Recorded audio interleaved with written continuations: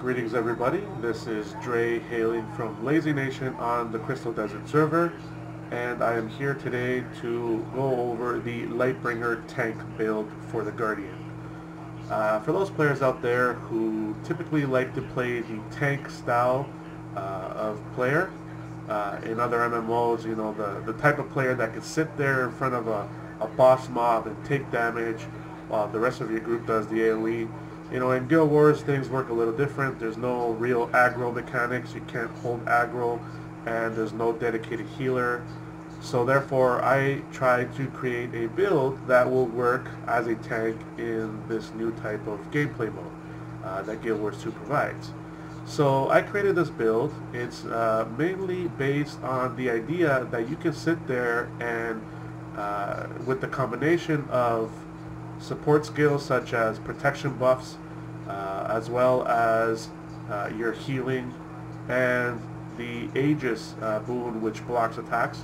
By combining those three main elements of this build, you are able to sit there and effectively do a boatload of tanking and allowing the rest of your group to do the damage. So first, let's start off by going over the weapons of choice for this build. This build uses a mace primary weapon with a shield offhand, and then for the secondary set, I keep the mace and I go with focus.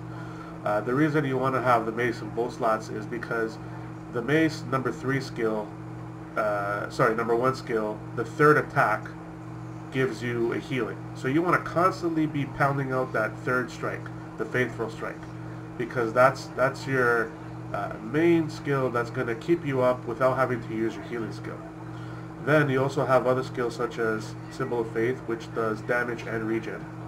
And then you also have your Protector Strike, which does a protection, AoE protection that gives you the protection boon there. And you see this boon, the protection boon, is a key feature to this build because protection does 33% damage reduction. And what you're going to see in this build is there's a lot of skills that do protection, but I'll get into that shortly. So in your offhand you have shield, and there's another one that does protection, okay?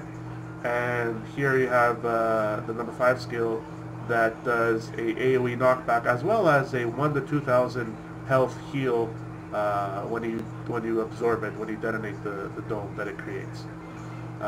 If we go over to the focus number 4 does a blind plus a regen, and then also Shield of Wrath does another shield for 4 seconds that will block up to 3 attacks. So once you have all of these different skills in play, you can see that what you're really doing with this build is a lot of damage mitigation. So you're avoiding a lot of damage, thus allowing you to just stay there and tank. Okay. Also, if you look at the offhand, I have a superior sigil of leeching. So every time I switch to these weapons, you also do a life steal there as well. Going on to the utilities, these are the three main utilities that I use here. It's Save Yourself, Signet of Judgment, and Hold the Line. Save Yourself should be straightforward. It's because it gives you all those different boons, and you want to have all of those. The regen, the protection, the retaliation, everything there is great. Signet of Judgment I actually equip just for the passive effect, because the passive effect gives you 10% damage reduction. So once you start stacking protection, which is 33%, plus 10% from your Signet of Judgment, now you're at 43%. And then if you're doing a dungeon, you can take a potion for the dungeon, and that will give you an additional 10%, so now you're up to 53%. And then you can also do a booster of armor, and that will give you another 5%. So effectively, you can go all the way up to 58% damage reduction with this character. And Hold the Line, again, protection and regen. So you get the point here of, you know, protection and regen is basically what you're striving for. And then for the elite, I actually like to use Renewed Focus because as you'll see in my traits, I like to constantly use Virtue of Justice because it renews every time I use it. And or every time I kill an enemy. And the burning is not only does it do burning, but the way it's traded, every time you burn somebody, you also every time you pop Virtue of Justice, basically you're gonna burn, you're gonna blind, and you're gonna cause vulnerability.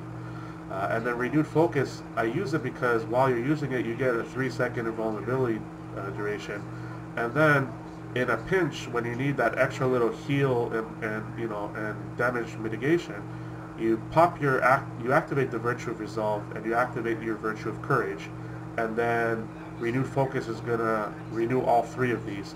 So then you don't have to lose the passive effects of these 2, and then you can also pop another Virtue of Justice when it renews. So it's a great elite. It's also on a 90-second cooldown. That's another reason why I use it. It gives you more control over the tomes, because the tomes, it's hard to actually get a lot of good timing out of the skills, and it's on a longer cooldown. So that's why I like Renewed Focus. Okay, so now on to the traits.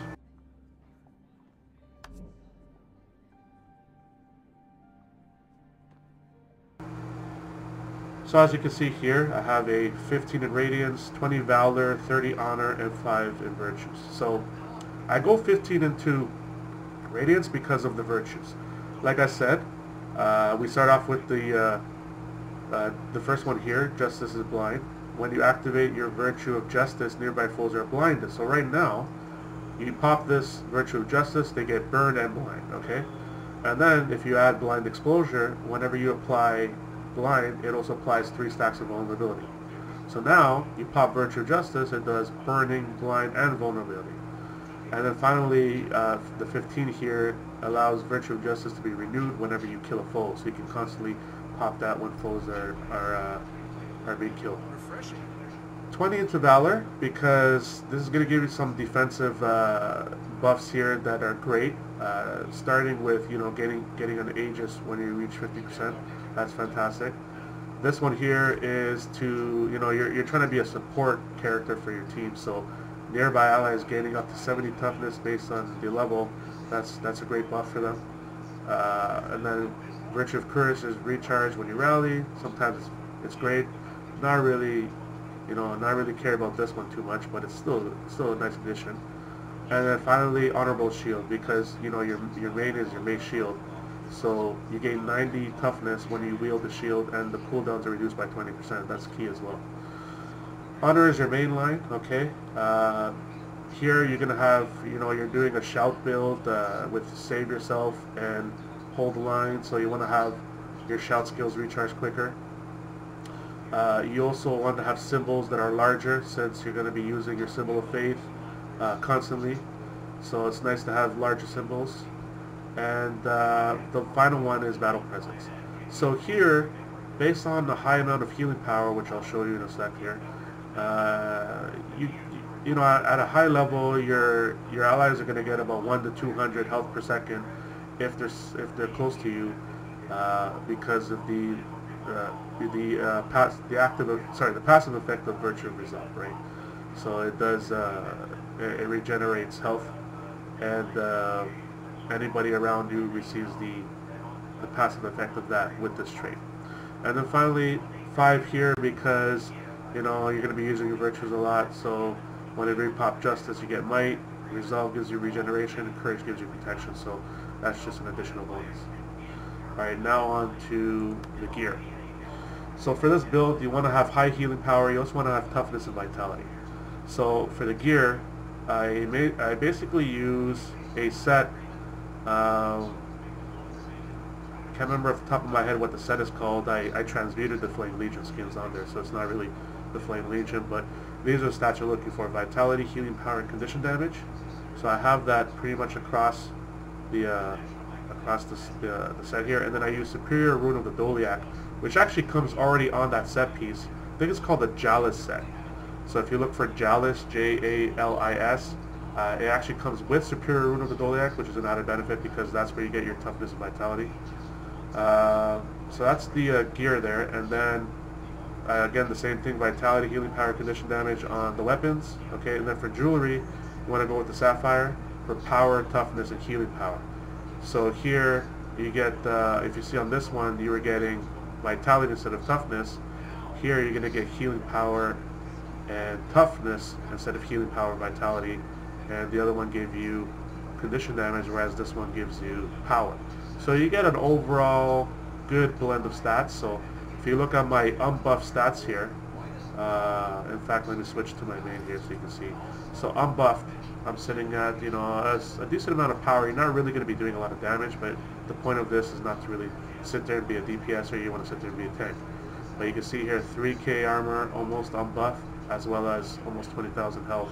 Once you start popping food items, consumables, you know, you can reach over 3,000 and let's say about 21,000 of health as well. So that's the gear for this set. And basically, hopefully I'm going to get into a dungeon group here. I'm going to show you how it works in action. And I hope you enjoy.